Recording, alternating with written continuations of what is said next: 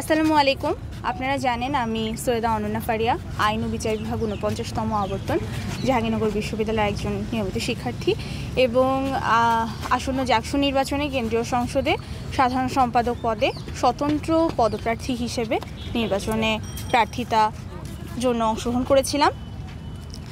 তো স্বতন্ত্র এই জার্নিটায় আপনারা ক্যাম্পাসের শিক্ষার্থীরা আসলে আমাকে কখনোই আলটিমেটলি একা থাকতে দেননি। ক্যাম্পাসের শিক্ষার্থীরা সবাই আমার পাশে এসে দাঁড়িয়েছেন এবং সবাই আসলে সবার জায়গা থেকে আমাকে যে সাপোর্ট করেছেন, যে ভালোবাসা এবং ভরসা দিয়েছেন, তার জন্য আমি যার পরনাই সম্মানিত এবং এই ব্যাপারগুলো আসলে সারাজীবন আমার মনে থাকবে। যে এই মুহূর্তের প্রতিশ্রুতি নয়, বরং আমি গত 5 বছর আসলে যে কাজ করে গিয়েছি এবং তখন আসলে এই যে নেতৃস্থানীয় কেউ হওয়ার কোনো প্রশ্নই তো ছিল না। আমি স্রেফ কাজের প্রয়োজন, মানুষের প্রয়োজন, তাই কাজ করে গিয়েছি এবং সেটার যে ফিডব্যাকটা আমি পেলাম সেটা নিঃসন্দেহে আসলে ভবিষ্যতে আমাকে আমার কাজের জন্য আরও অনুপ্রেরণা দেবে।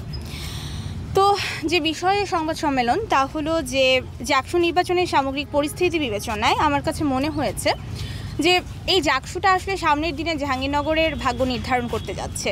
আমাদের সামনের পথ পরিক্রমা কেমন হবে, আমাদের শিক্ষার্থী প্রতিনিধিরা আসলে জাহাঙ্গীরনগরকে কিভাবে উপস্থাপন করবেন, শিক্ষার্থীদের প্রতিনিধিত্ব তারা কীভাবে করবেন, এই সব কিছুই আসলে এই জাকসুর হাত ধরে শুরু হবে, যেহেতু 33 বছর পরেই নির্বাচন হচ্ছে।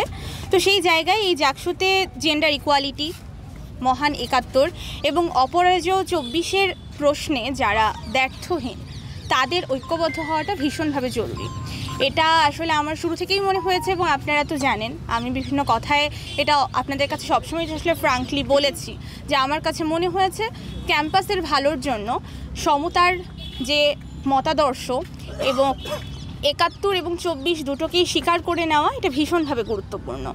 তো এই শিক্ষাঙ্গনের বৃহত্তর স্বার্থে সমমনা আমরা যারা, আমাদের ঐক্যবদ্ধভাবে লড়াইটা হওয়া উচিত তাদের বিরুদ্ধে যারা রাজনৈতিক, মতাদর্শিক এবং প্রাত্যহিক জীবনচর্চায় আমরা যে বিশ্বাসগুলোর কথা বলছি জাহাঙ্গীরনগর এবং সামগ্রিকভাবে জাতীয় রাজনীতির ক্ষেত্রেও কিন্তু বাংলাদেশের মতো একটা গণতান্ত্রিক দেশের জন্যও কিন্তু এই ব্যাপারগুলো ভীষণভাবে গুরুত্বপূর্ণ।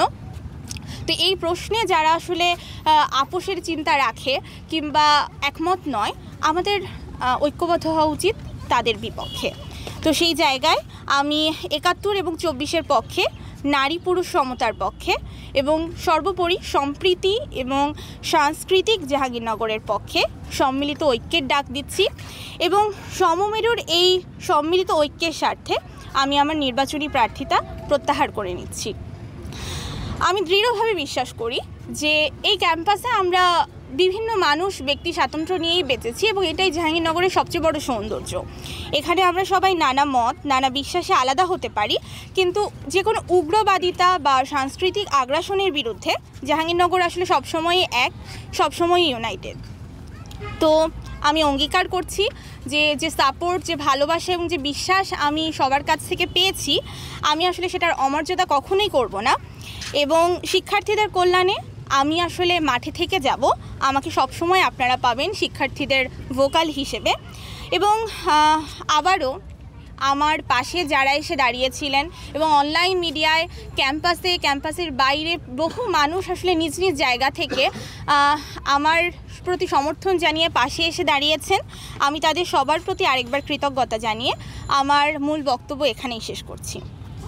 অবশ্যই আমার সমর্থন আসলে সেই ঐক্যের পক্ষে যারা এই ক্যাম্পাসের সম্প্রীতি এবং সাংস্কৃতিক মুক্তির কথা বলবে এবং এই জাহাঙ্গীরনগরকে আমরা আসলে যেরকম সবসময় পেয়েছি সেরকমটা ধরে রাখবে। আমার সমর্থন তাদের সবার জন্য এবং প্রার্থীদের জন্য শুভকামনা।